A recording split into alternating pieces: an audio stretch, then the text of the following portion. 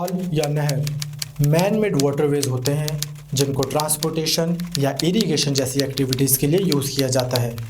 इसको हम एक आर्टिफिशियल रिवर की तरह भी मान सकते हैं।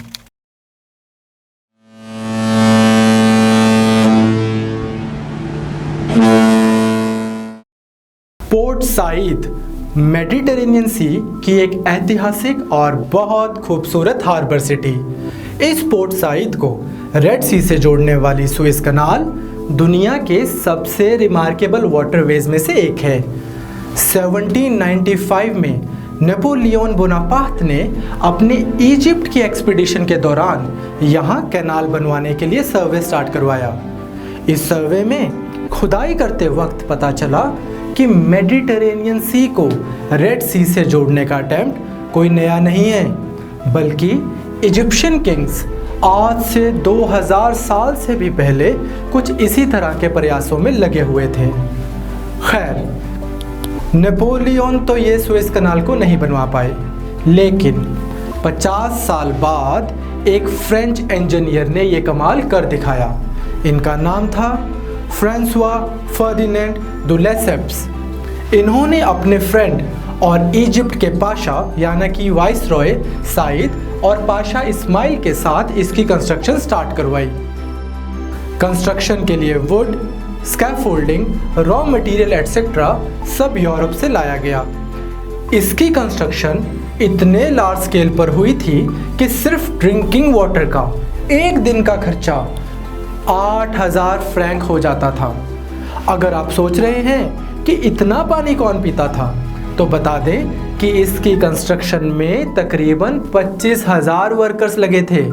अब 1860 में कार्स तो होती नहीं थी, इसलिए 1600 कैमल्स तो सिर्फ ड्रिंकिंग वाटर को ट्रांसपोर्ट करने में लग गए थे।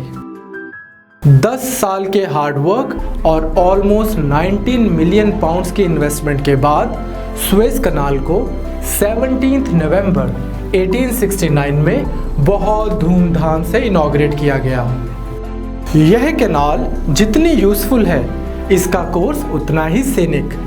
सुएज कनाल का कोर्स पोर्ट साइद के हार्बर से स्टार्ट होता है। यहाँ से लेक मेंजेला में फ्लो करते हुए अलकंतारा रिज को काट काट कर यह लेक बला में मिल जाती है। फिर लेक तिम्सा से गुजरते हुए ये सेरापियम की पहाड़ियाँ पार करती है। लेक बिटर से गुजरने के बाद फाइनली यह कैनाल रेड सी के गल्फ ऑफ सुएज में जा मिलती है। क्या आप जानते हैं, सुएज कनाल के बनने से पहले यूरोप से एशिया समुद्री रास्ते से आने के लिए पूरा अफ्रीका घूमकर केप ऑफ गुड होप के रास्ते से आना पड़ता था, लेकिन अब यूरोप के मेडिटेरेनियन सी से रेड सी और वहां से अरेबियन सी होते हुए डायरेक्टली इंडिया आया जा सकता है। सुएज कनाल की लोकेशन स्ट्रेटेजिकली भी बहुत इंपॉर्टेंट है। वर्ल्ड वॉर 1, वर्ल्ड वॉर 2 और कोल्ड वॉर में इसको मिलिट्री चोक पॉइंट की तरह यूज किया गया। 1956 तक यूके और फ्रांस सुएज कनाल के ओनर्स थे। 1956 में जब इजिप्ट के प्रेसिडेंट ने सुएज कनाल को नेशनलाइज कर दिया, तो यूके, फ्रांस और इजराइल की इजिप्ट से लड़ाई हो गई। इसको हम सुएज क्राइसिस के नाम से भी जानते हैं।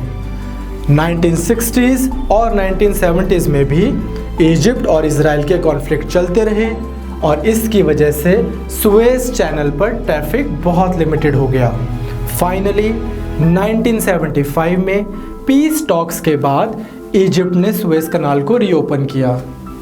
आज भी अमेरिका के जॉर्ज वॉशिंगटन एयरक्राफ्ट कैरियर जैसी वॉरशिप्स यहाँ से डेली पास करती हैं। 21st सेंचुरी आते आते ग्लोबलाइजेशन और बढ़ते इंटरनेशनल ट्रेड की वजह से दुनिया में इंपोर्ट एक्सपोर्ट बढ़ता गया और सुएज कनाल पर ट्रैफिक भी। आज सुएज कनाल से हर साल ऑलमोस्ट 18,000 शिप्स पास होती हैं। इस ट्रैफिक की वजह से 2014 में सुएज कनाल की एक्सपेंशन का प्लान स्टार्ट किया गया। कैनाल की लेंथ 162.5 किलोमीटर से 193 किलोमीटर और डेप्थ यानी कि गहराई 8 मीटर से ऑलमोस्ट 23 मीटर्स की गई। पहले इस कैनाल में शिप्स को सिंगल लाइन बनाकर धीरे धीरे जाना पड़ता था, लेकिन अब एक्सपेंशन के बाद बाई डायरेक्शनल ट्रैफिक भी पॉसिबल हो गया है। सी रूट्स में सुएज कनाल का कहीं ना कहीं आज वही स्टेटस है जो लैंड रूट्स में कभी सिल्क रूट का हुआ करता था। सुएज कनाल ना केवल ह्यूमन बींग्स के एंटरप्राइजिंग पोटेंशियल की मिसाल है, लेकिन अफ्रीका, एशिया और यूरोप को जोड़ती हुई यह कनाल आज वर्ल्ड कनेक्टिविटी का भी प्रतीक है। तो आज हमने जाना अफ्रीका की सुएज कनाल को। जुड़े रहिए हमारे साथ, क्योंकि जारी रहेगी मैन मेड मास्टरपीसेस और नेचर के ग्रेट सरप्राइजेस की सैर।